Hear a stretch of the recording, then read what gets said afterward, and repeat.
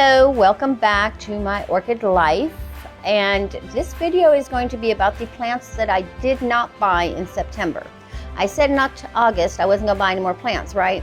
So I'm gonna show you the plants I didn't buy in September. So when I said that, I really honestly believed that I was not going to buy plants in September, but who are we kidding? We're all going to buy plants until the last minute, until that last minute of the season where it gets a little before you order plants. So give me just a second. Let me move you over here so we can see what's going on. All right, ready? So these are the plants that I did not buy in September. All right, where do we start?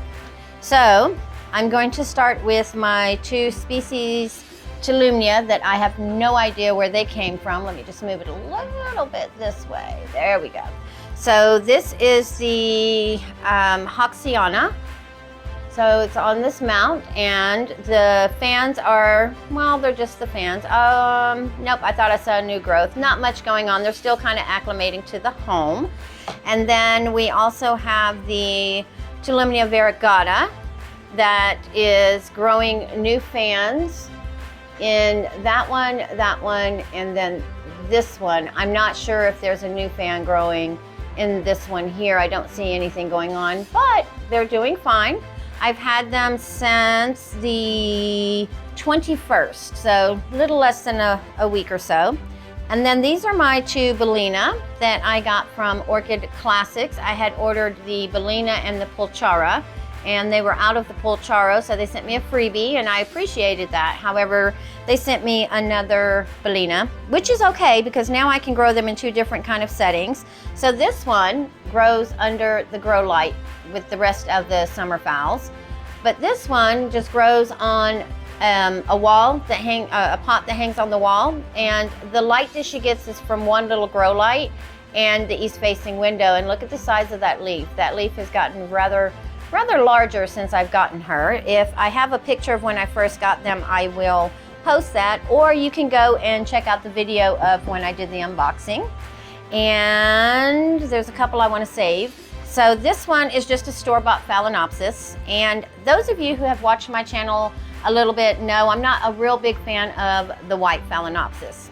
However, look at the lip. Look at the yellow in that lip. It looks like somebody took an egg and just dropped it in there and then sprinkled some paprika. Is that not just the cutest? So cute. And she's just in this moss mix. I just took her out of what she came in and stuck her in and added some more moss just because the plastic pot that she had was tearing up. So I had to put her in something to keep her stable. And I've had this one since the 19th. Then we have the cucumber dendrobium. I'll post the official name at the bottom down here, but it's called the cucumber, and I got it from Bloomify. So it did come on this plank, and I'm waiting to let it acclimate. It's got lots of roots already in there. So the plan is to just take the fishing line off, take the moss that it is on, put it in here, fill this with moss, and just stick this in. And then put this in this terracotta pot that I currently have her sitting in that has moss to help keep humidity around her. Because from what I understand, they do like a little bit more humidity. And with us going into winter and running my heater, I feel like it might be a little dry, so I'm gonna try that. This orchid here, I got also from Orchid Classics. And the 27th, so I've only had her for a few days, but I got this. This is Nina from Ninja Orchid. This is her fault, and the next one I'm gonna show you is her fault because I saw her Neophonetia falcata in bloom. It was so pretty, and I just loved the way it looked. I'm going to get it its own orchid top pot because I like the way that Nina's looked. I think hers is an orchid top pot if I remember correctly. Either way it goes, she's gonna be going in an orchid top pot. Probably not till the spring. I'm gonna get one of the smaller ones so she's not in too big of a pot, but she does have a new fan right here, and she has, well, I guess I can get this big tag out of the way. This new fan right here, and she did come with a dried spike, which I have since taken off. So, Nina, this is your fault, okay? So I want you to take responsibility for this. And then along with the Neophonetia, I need you to take responsibility, Nina, for this Tolumnia Girac Firm. It's the super brown that I also got from Orchid Classics. And she is in this little tiny, just this little open basket. And she does have a new growth. If I can, the roots are all kind of wrapped up in there, so I don't want, but she has a new growth right here. And she is supposed to be blooming size. I'm not sure about that, but Nina, your fault from always showing those cute little Tolumnias hanging on the back of your blooming alley. I just think they always look so cute. And I was like, I need one of those in my life. Your fault. Your fault. I know I need to take responsibility for my own actions, but it's so much more fun to blame other people, isn't it? All right, and then from Orchid Classics as well that I got as a freebie. Got my windows open so you might see a moth or something hanging through. When you ordered 2 species, the way I had read it, if you ordered 2 species that were in spike or in bloom, you would get this for free. I guess it was just ordering 2 species because this came with the Tolumnia and the Neophonetia, but this is a summer Phalaenopsis. It's Phalaenopsis Summer Rose Blue Star. So this is, the blooms on here have a corolla effect to them. If I can get the picture off the website, I will. Sometimes they have it on there, sometimes they don't. But she's still in her nursery pot. I've not repotted any of the orchids that I purchased this month. So I'm kind of proud of myself because normally I stick them in a new fresh pot. And I am taking the advice of T.D. Moore, who suggested that maybe I am repotting too soon and not allowing for acclimation into the home. So I am taking his advice because he has been growing much longer than I do, and I do love a lot of his orchids he has. So I'm going to let them acclimate and adjust, and I'll wait for new root growth. And possibly most of them will be in the springtime because, again, we're going out of the growing season. So this right here, she was sticking up a lot more straight, so she's starting to relax.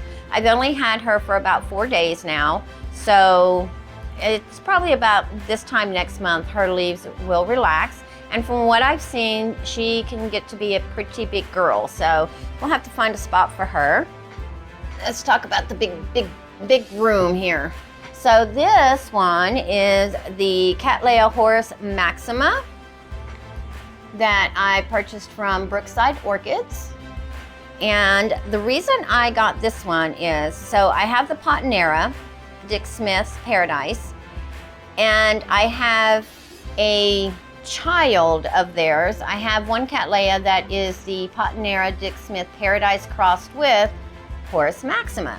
So I figured I'd get both parents, and hopefully one day all 3 of them will be in bloom together, and then this way we can kind of compare and contrast. But let me just move up here a little bit so you can see. So this is a pretty big girl already, and this one is the latest growth right here. So it's supposed to be blooming size. None of the previous growths have bloomed. However, let me move you back down. We have a new growth right down there. Do you see it? So we have that new growth coming. So currently this one right now is just sitting in front of the east facing window next to our Wilhelmina Princess Scary, Pinot Princess Scary, just because I have to rearrange my shelf to get her into a good spot. Then I purchased a no ID Phalaenopsis that I cut the yellow bloom off of that had the buds. I'll post the video somewhere, but she is still working on this leaf that she had when she had the spike. So sometimes they will continue. Most of the time they stop growing the leaf, but maybe it's because I cut the spike before it actually got really in good blooming that it's now extending this leaf, which is great. This is one I'm going to put in my experiment to see if it will bloom again for me. And is that it? Nope. Then I got this one and this one. Oh, and then I got this one right here from Brookside Orchids when I bought the Maxima. And it is the Potinera Elaine Taylor Cruel Smith. This is one, pretty blooms, must have. Blooming size, has not bloomed off of any of the previous growths. Looks like has attempted, not attempted, but you know how they give you those fake ones. But she does have this nice new growth coming up on it as well. And again, in her original nursery pot. And I got these, did I put the date on these? Oh, I didn't, so I'll have to look in my books. But I've only had them maybe 2 weeks. A lot of the orchids I did buy later in the month just because I was trying not to buy orchids. We know how that works. And the latest ones that have arrived into my home are this one here, and these are both from a company called Jewel Orchids, and Jewel is spelled with 2 L's. I just recently did an unboxing. I'll post the video for you. I'd never ordered for them before. They are a company out of Georgia. Their packaging was very good. Customer service was great. And this is the Elaine Taylor. Oh, I'm sorry, Naomi's Delight. I just showed you Elaine Taylor. This is Naomi's Delight. I'll show you the tag there. And originally I was thinking this was bug damage. However, after talking with Paula from Hillbilly Orchids, and then one of my subscribers had commented that she had a Cattleya similar, and the grower was telling her it was water damage when it got too cold. So Paula is under the impression that it could be too much light or possibly water damage, I'm not sure. But I'm still talking to her about what this could possibly be. From what I understand, it's not bug damage, and from what I've been able to research and kind of find out on my own, it's more than likely not bug damage. I am still going to keep her separate from the other orchids until I get a more definitive conclusion on what is going on with her. And let me just get her really close on there so everyone can kind of really see what is going on. Let me get different angles there. Because if you look on the back, it's also kind of on the back a little bit. All right. And then the reason for the orchid order from Jewel's Orchid is my favorite book is Pride and Prejudice by Miss Jane Austen. And this is the LCTNA Jane Austen. So this is one that I will definitely be keeping extra special care on, and she did come with all of these lovely roots, which I may have to put some rock in the bottom of this just so that these roots aren't really poked up and get damaged. But there she is. And I did take a lot of the old sheaths that she had on off because I know that's where bugs like to hide. And I have kind of sprayed the whole thing with hydrogen peroxide, as well as dipped both pots in hydrogen peroxide. And I've done that with all of the plants just because I'm not repotting them. So whatever's in there, hopefully the hydrogen peroxide got rid of it. But the best news on this one is there's a spike. There's a sheath down there, and I'm hoping that it will continue and that the shipment and the change in environment does not keep that from coming to fruition.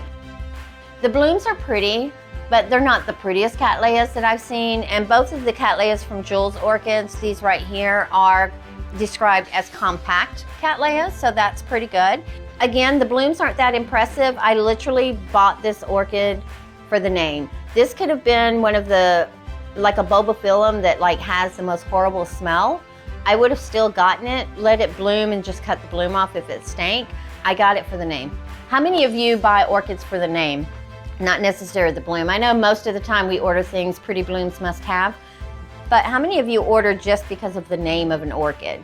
Let me know in the comments down below. And again, if you have any of these and would like to do a care collab in the future, obviously no time soon, as I just acquired these, I'd have nothing to say about them. But I would appreciate it if you wanted to do a care collab. Just leave me a comment, or I do have my email in the description. You can drop me an email. And I'm not gonna say I'm not gonna buy any orchids in October. Let's just say I'm not anticipating buying any more orchids in October. And to be fair, I do have another order coming this week from Jewel Orchids. So yeah, I actually have more than this, but that's okay. It's okay because I didn't buy any orchids in September. Did I? Maybe I did. Maybe I didn't. I'm not telling. All right, well, how many orchids did you not buy this month, guys? Leave in the comments down below, and everyone have a wonderful day.